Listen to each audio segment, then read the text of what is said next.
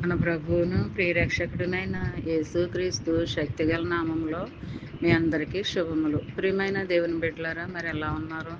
గతించిన దినమంతా కూడా ఆయన రెక్కల నీడలో నిన్ను నన్ను మనందరినీ కాపాడి మరొక నూతనమైన దినములో మనం ప్రవేశపెట్టిన విధానాన్ని బట్టి మరొకసారి ఆయనకి వందనాలు చెల్లించుకుంటున్నామండి. మరి ఈ దినము దేవుడు మనకిస్తున్న వాగ్దానము 1వ దినవృత్తాంతాల గ్రంథము 22వ అధ్యాయము 13వ వచనం.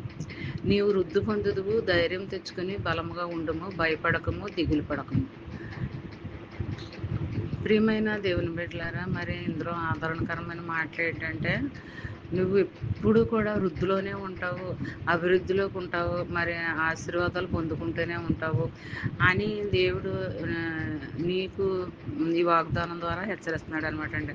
మరి నేను వృద్ధిలోనికి రాను, నేను బలహీనరాలని, మరి నా సమస్యలు ఎలాగా అని నువ్వు అనుకోకూడదు. మరి ధైర్యంగా ఉండమంటున్నాడు, బలము కలిగి ఉండమంటున్నాడు, ఆత్మీయ బలము. మరి భయపడొద్దు అంటున్నాడు, దిగులు పడొద్దు అంటున్నాడు. ఇలాంటి దీవెన ఆశీర్వాదకరమైన వాగ్దానం మొదటి జామున నీకు ఇచ్చాడు అంటే అది దేవుని యొక్క మహాకృప అని మనం నమ్మాలి, విశ్వసించాలి. మరి నిన్ను వృద్ధిలోకి తీసుకొస్తాడు, నీ పిల్లల్ని వృద్ధిలోకి తీసుకొస్తాడు, నీ కుటుంబాన్ని వృద్ధిలోకి తీసుకొస్తాడు. అది ఎలాగంటే నువ్వు ఆయనకు లోబడి ఉన్నప్పుడు, ఆయన ఆజ్ఞలను అనుసరించి నడుచుకున్నప్పుడు, బైబిల్ భాగాలు చదువుకుంటూ, వాక్య భాగాలు చదువుకుంటూ, అందరికీ షేర్ చేస్తూ, అందరితోనూ నువ్వు పంచుకుంటూ, దేవుని మాటలను నువ్వు పంచుకుంటూ అలా చేసినట్లయితే నేను ఎంతగానో వృద్ధిలోనికి తీసుకొస్తానని మాట ఇస్తున్నాడు అనమాట అండి. అందుకే చెప్తున్నాడు, భయపడొద్దు, దిగులు పడొద్దు, ధైర్యంగా ఉండని మాట ఇస్తున్నాడు అనమాట అండి. ఇలా నువ్వు చేసినట్లయితే మరి దేవుడు నిన్ను ఎంతగానో ఆశీర్వదిస్తానని అంటున్నాడు, మరి ఎంతగానో దీవిస్తానని అంటున్నాడు.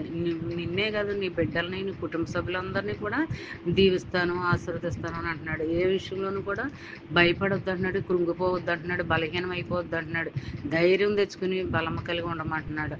అలాంటి ఆశీర్వాదకరమైన దీవెనకరమైన మాటలు దేవుడు మనకిస్తున్నాడు అంటే మరి దేవుని యొక్క మహాకృపని నమ్మాలి, విశ్వసించాలి.